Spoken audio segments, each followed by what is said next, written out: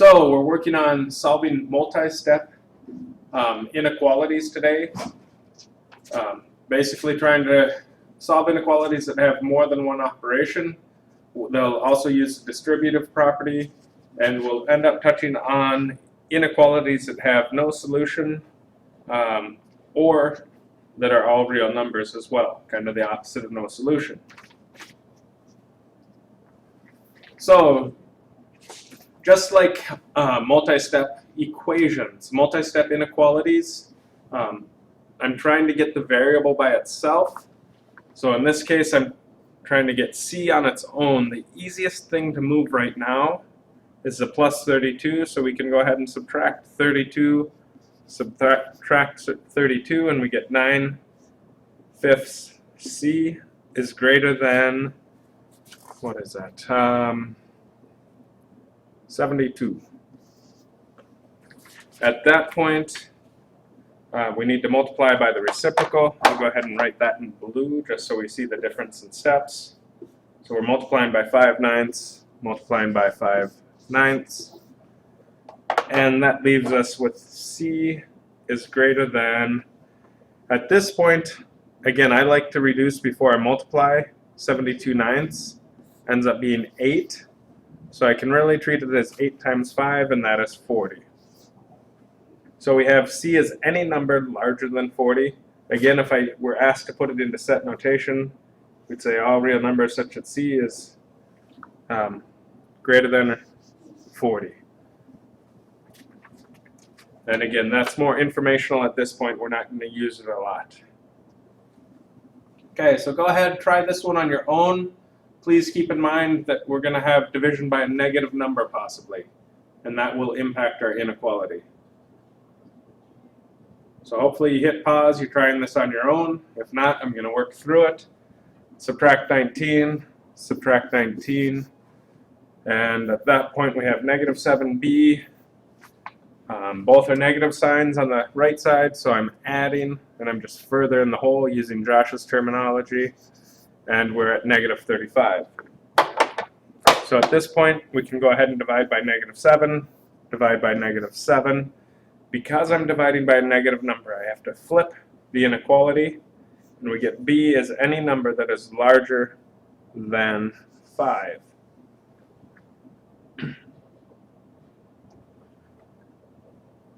Okay.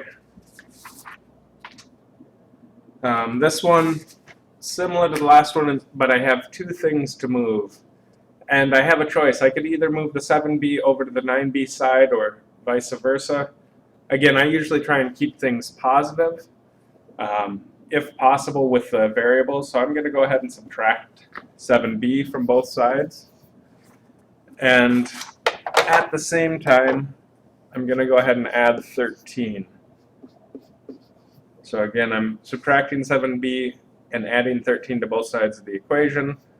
The inequality sign can remain.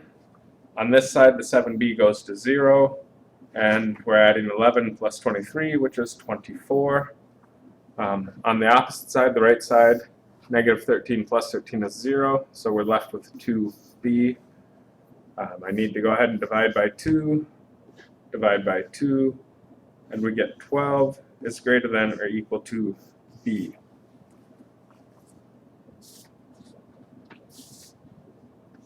And if I ended up wanting to graph this, I certainly could. Not that you have to. Again, 11, 12, 13. Because it's an equal sign, we need a closed circle at 12. And b is any number that is smaller or equal to 12, so my arrow would need to go to the left. Okay. Again, just like we might have distributive properties with multi-step equations, we certainly can have the distributive property with multi-step inequalities as well. So, can go ahead and copy the 3D down. I'm going to distribute negative 2 through to the 8d. So that's negative 16d. And then the negative 2 gets distributed to negative 9, which ends up being negative 2 times negative 9, positive 18. At this point, I'm just copying down the right side of the inequality, negative 2d minus 4.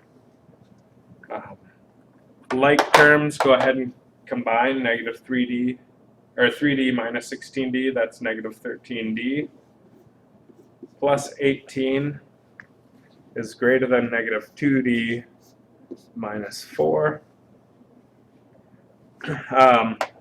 Doesn't matter if I move the negative 13d over or vice versa. I'm going to go ahead and move the 13d by adding 13d to both sides.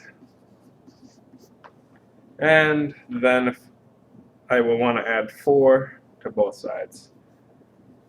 And I end up doing this all in one step. If you need to, go ahead and certainly use 2 steps. That cancels to 0. We get 22 here is greater than negative 2 plus 13 is 11d. And the 4's cancel out to 0. Divide by 11. Divide by 11. We get 2 is greater than d. Hopefully we followed along. This one's nice in that I didn't have a negative that I was multiplying and dividing by, so I did not need to worry about flipping the inequality, but be aware on the assignment that that may creep in. So go ahead and give this one a shot on your own, hit pause, and come back to see how you did.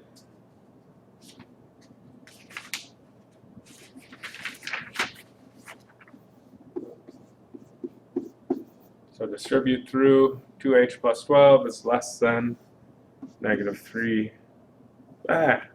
24 plus 3h. Again, I'm going to go ahead and move the 3h in case somebody did. I'll go ahead and subtract 3h from both sides. And with that, we'll subtract 12 from both sides. That gives us negative h, 12's cancel, is less than negative 36, and the 3h's cancel.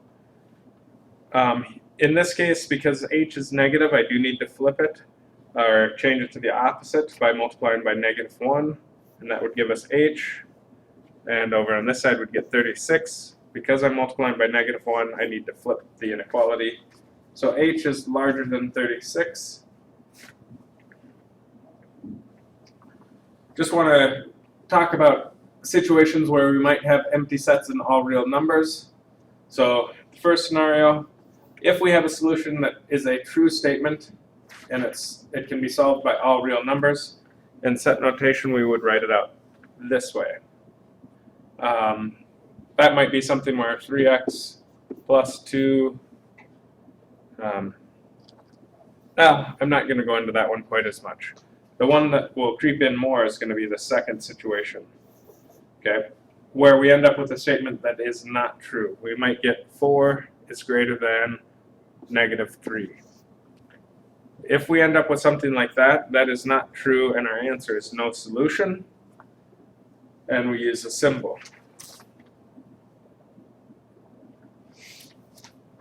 So then we get to take verbal phrases and try and put them into numerical expressions.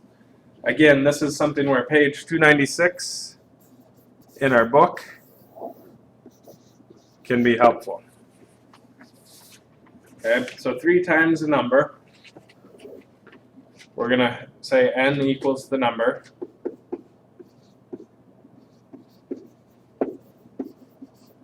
So 3n minus 18 is at least, okay, and this is where if I'm not sure what that phrase means, I might want to look on page 296, but it's a greater than or equal to symbol. So it's at least 5 times the number, so 5n plus 21. And at this case, we're trying to solve, so we'll go ahead and subtract 3n, subtract 3n. Because I'm taking all the variables off of this side, I'm going to go ahead and remove 21 from this side. And we end up with negative 39 is greater than or equal to 2n, divide by a positive 2, divide by a positive 2, and we end up with 19.5 is greater than or equal to n. So in this one, we have word problems and kind of things where we would have limits and whatnot that might be more useful in real life and in business. So certain canoes advertise as having an 800-pound capacity, so it can hold at most 800 pounds. If 4 people plan to use a canoe and take 60 pounds of supplies, write and solve an inequality to find the average weight per person.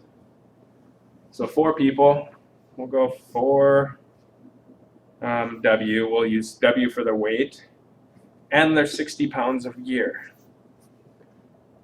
Okay, and on the other side we have 800, and keep in mind this is an inequality, not an equation, so it can hold at most 800 pounds.